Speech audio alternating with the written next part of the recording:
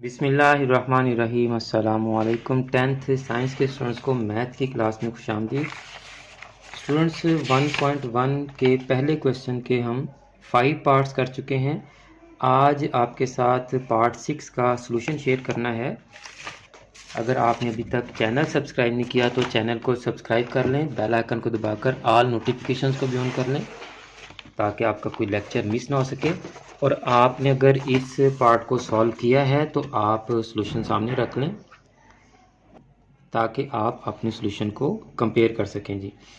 तो last lectures में भी हमारे पास फ्रैक्शंस थी, तो हमने इसको स्टैंडर्ड फॉर्म में कन्वर्ट करना है।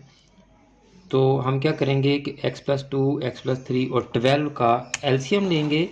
तो जब कुछ भी कॉमन ना हो तो एलसीएम वही सारी रकमों का प्रोडक्ट होता है जी। वो तमाम टर्म्स को मल्टीप्लाई कर दें तो आपका एलसीएम आ जाएगा। तो हमारा एलसीएम ये है जी।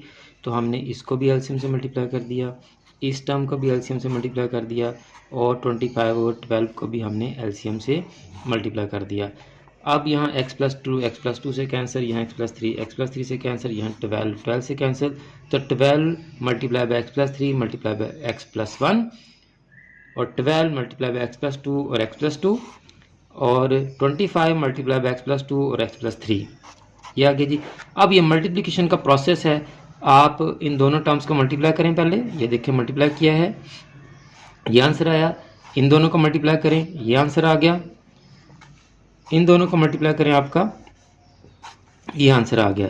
अब आप 12 को इन तीनों टर्म से मल्टीप्लाई करें, 12x², 12 4 ज़ा 48x, 12 3 ज़ा 36। 12 को इन तमाम टर्म से मल्टीप्लाई करें, 12x² प्लस 48x प्लस 48। 25 को इन तमाम टर्म से मल्टीप्लाई करें, 25x², 25 5 ज़ा 125 और 25 6 ज़ा 150। अब हम अरेंजमेंट करेंगे। देखें इस क्वेश्चन में भी हम ये वाली टर्म्स लेफ्ट साइड पर लेके आए हैं तो हमने अरेंज नहीं किया। ये 25x² को यहाँ इसके साथ होना चाहिए।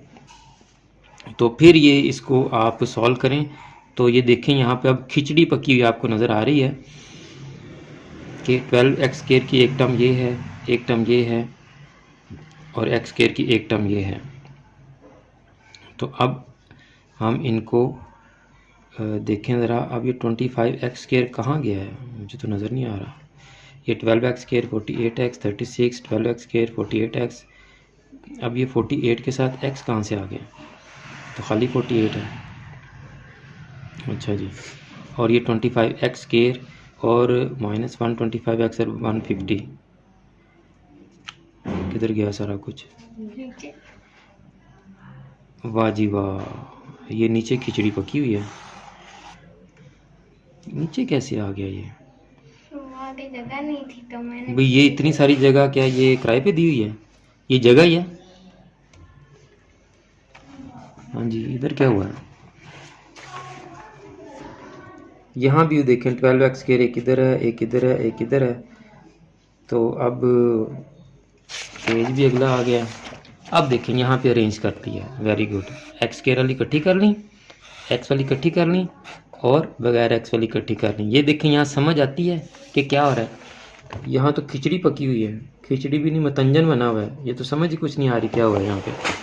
तो बहरहाल जी, ये हमने एक जैसी टर्म्स इकट्ठी कर ली हैं। अब इनको सॉल्व किया, ये 24x² और -25x² का आंसर आ गया -x²।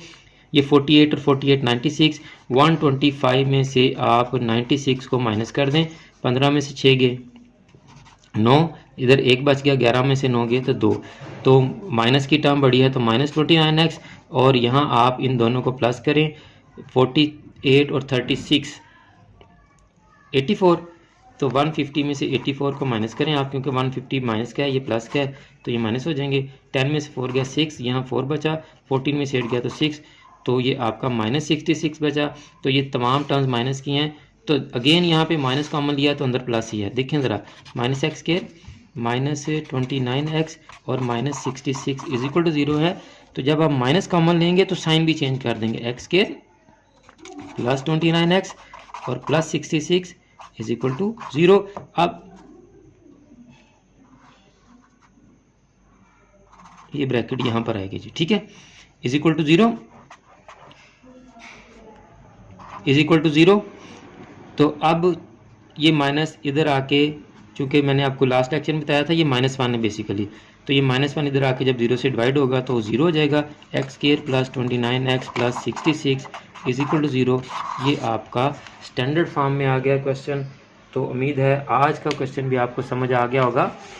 अगर आपने अभी तक चैनल सब्सक्राइब नहीं किया तो चैनल को सब्सक्राइब कर लें, बेल आइकन को दबाकर ऑल नोटिफिकेशंस को भी ऑन कर लें ताकि आपका कोई भी लेक्चर मिस ना हो सके।